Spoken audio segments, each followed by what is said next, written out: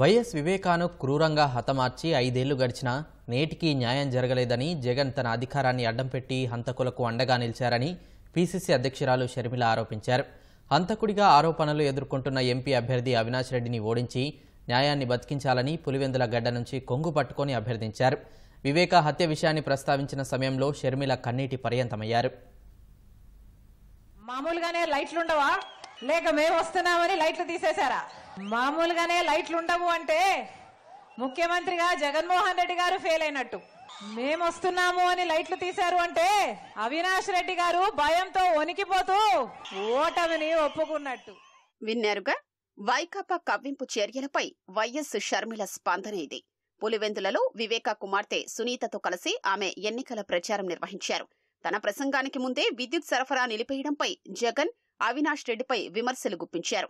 4 రోజులుగా వైఎస్సార్ జిల్లాలో తిరుగుతుంటే జగన్ భయపడి ఎంపీ అభ్యర్థిగా అవినాష్ రెడ్డిని మార్చితే బాగుంటుందనే ఆలోచనకొచ్చారని, అంటే అవినాష్ రెడ్డి హంతకుడని జగన్ విశ్వసిస్తున్నట్లే కదా అని షర్మిల ప్రశ్నించారు. ఓటర్లే న్యాయ నిర్ణేతలు. కొంగు చాచి అడుగుతున్నా వివేక కేసులో న్యాయం చెయ్యండంటూ భావోద్వేగానికి గురయ్యారు.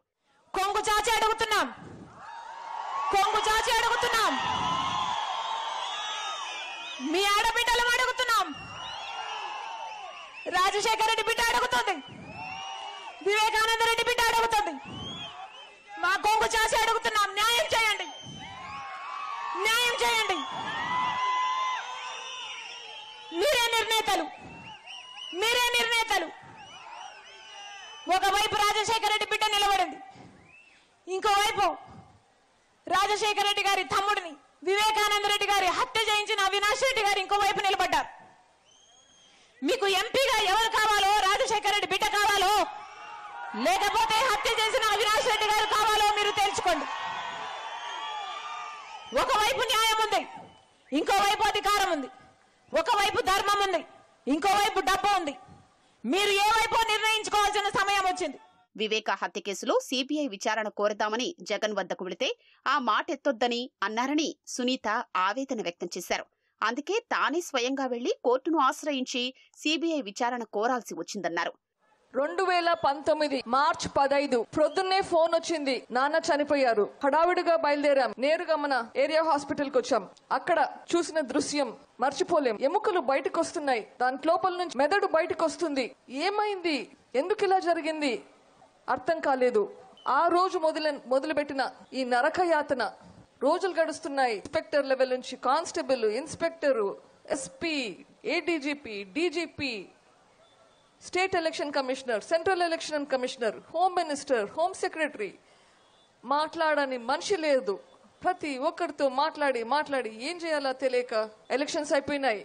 గవర్నమెంట్ మారింది. కొత్త చీఫ్ మినిస్టర్ గా వైఎస్ జగన్మోహన్ రెడ్డి ప్రమాణ స్వీకారం చేశాడు. తర్వాత ఆయనను పోయి కలిశాను, ఇది సిబిఐకి పెడితే బెటర్ కదా అని. లేదమ్మా, చిన్నానని చెప్పింది ఎవరో, నేను కనుక్కోకుంటే ఎట్లా, చీఫ్ మినిస్టర్ గా ఉండి నాకు అవమానం కదా అంటే నమ్మిన, మనసా వాచా నమ్మిన. తర్వాత 4 రోజులు కానీ తెలియలేదు.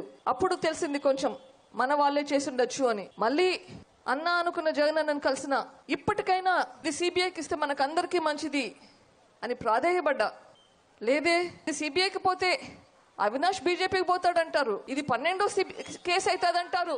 పులివెందుల సభకు ఎలాంటి జన సమీకరణ చేయకున్నా జనాలు భారీగా తరలి వచ్చారు. రహదారుల వెంట ప్రజలు బారులు తీరారు.